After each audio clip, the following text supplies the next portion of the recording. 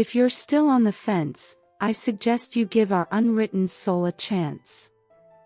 It's like getting 5 amazing stories in one.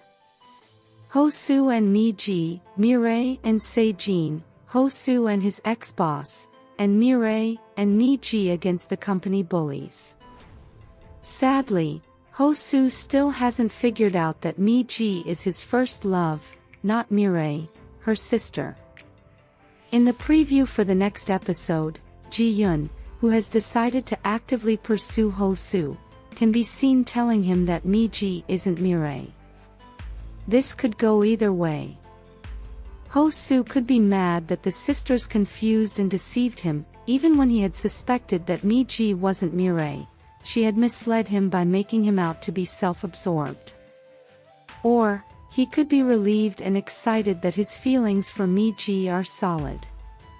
What's more, I was disappointed when he still couldn't tell them apart, after visiting MiRae back home. But his confusion can be explained. This had all been one huge misunderstanding. Something beautiful was blooming between MiJi and HoSu, in high school. According to MiRae, HoSu's feelings for MiJi were clear for all to see. Then, MiJi heard a rumor about HoSu dating her perfect sister. JiYun had been the one who told her about the dating rumor. This made MiJi anxious and insecure in her friendship with HoSu. Maybe JiYun had noticed HoSu's interest in MiJi, and started the rumor about him and MiRae to make MiJi anxious. This isn't far-fetched, as she had befriended MiJi when she was winning and excelling in her competitions, but ditched her for her sister, once she lost her spark and ability to compete. It's no wonder MiJi locked herself away for 3 years. Meanwhile, anxious MiJi asks HoSu to ensure he attends her competition, as she plans to tell him something afterward. She might have intended to ask HoSu out after the competition. This was why she asked about him before the event. However, she saw him with her sister, MiRae, in his arms and lost focus, leading to a huge spiral. Luckily, MiRae cleared this up in the last episode. She had been sick and unintentionally fell into HoSu's arms.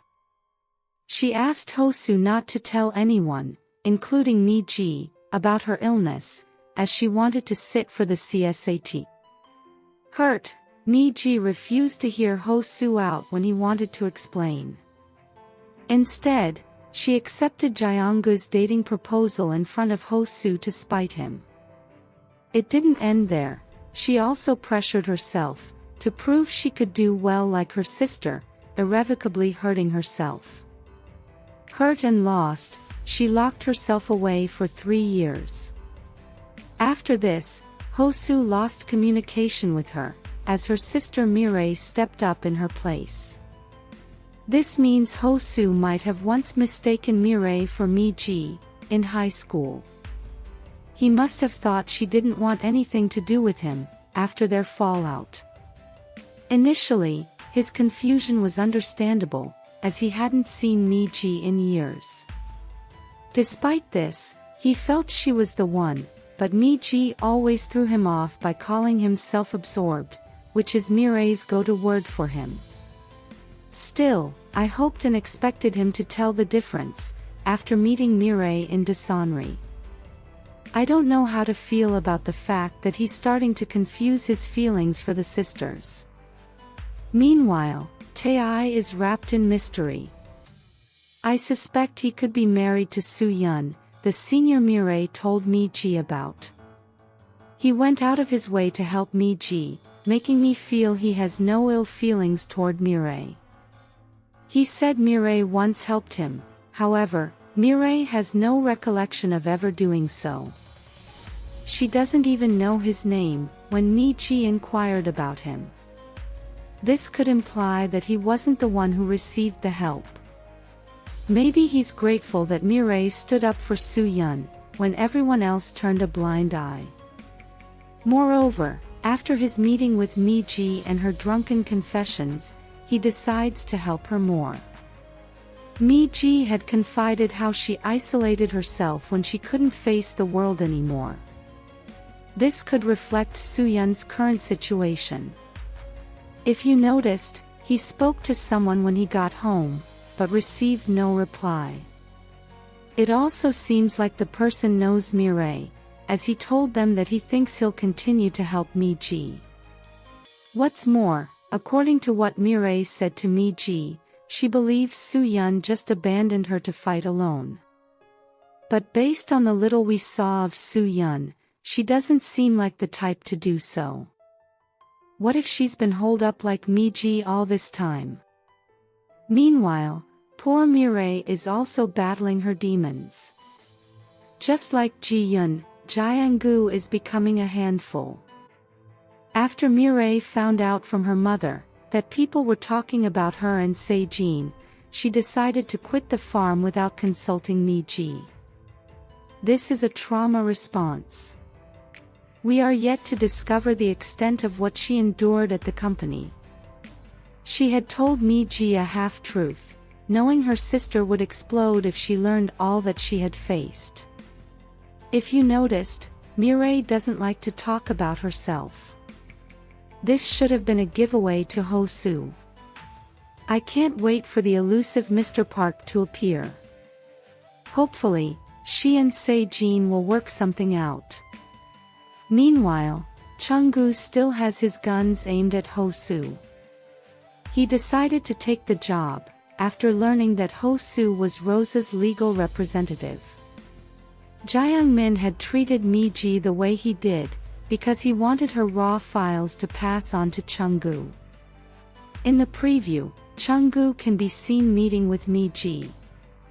He knows that HoSu has a relationship with MiRae, and might hope to influence the restaurant sales, by exploiting their connection. Meanwhile, JiYun has her eyes fully set on HoSu. In the preview, she can be seen laying stakes on him, by telling MiJi her intentions to actively pursue him. This could be when she learns that MiJi isn't MiRae. Meanwhile, after her drunken confession, at the end of the last episode, MiJi wakes up in HoSu's bed. On the other hand, MiRae, who quit her job, doesn't get out of bed. Concerned, her mother asks JiYun to take her out for air. However, things don't pan out, as MiRae unleashes her frustration on JiYun, who tells her she's not MiJi. I can't wait to see how this will play out. On the other side, JiYun holds on to HoSu, who wants to go to MiJi, and tells him MiJi isn't MiRae. I would like HoSu to have found out about MiJi, and not JiYun telling him about it. On a scale of 1 to 10, how anxious are you for the next episode? Let us know your thoughts in the comments section below. If you enjoyed this content, please give it a thumbs up, share it, subscribe, and turn on your notification bell for all things wonderfully K-drama. Thanks for watching, bye.